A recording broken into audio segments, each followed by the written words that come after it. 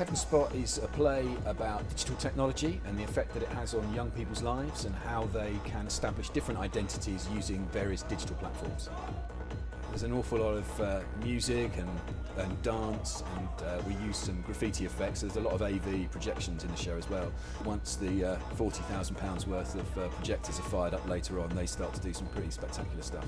The young people start the play by literally running through the auditorium and clambering up onto the stage, which is something that I thought was quite a nice opening. Right from the beginning I wanted to do that because we've kind of opened the doors. It's an amazing opportunity that the Coliseum's given these young people, but it just felt like it would be nice for them to literally invade the theatre and kind of take it over for the length of the performance, which they do.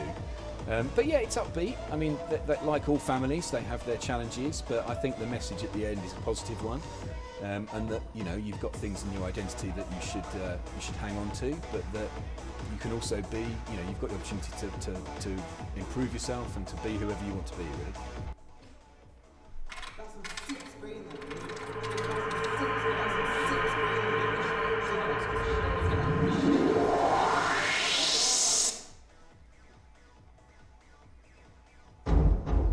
Digital media provides people with an opportunity to have multiple identities, so you're not quite the same person on MySpace as you are on Facebook or Second Life or whatever, and young people are really comfortable with that. I think it's a bit weird because I'm old, but the youngsters don't have a problem with that at all. So we knew that we wanted it to be about identity, and then the next step really was to think about a family for whom they had a different, well, how they decided to think about their identity, given that they have an identity to do with where they're from and then also an identity to do with where they're living, and that was an interesting tension for us to explore. They ended up being Serbian, I think, because my ex-wife is Serbian, so I was just chatting to the writer, and the writer, her partner, is actually half German, so we were talking about that over coffee early on, and the next thing I know I get sent a script and there's a Serbian family in it, including the name of my ex-mother-in-law, which was a bit peculiar. Yes. You there?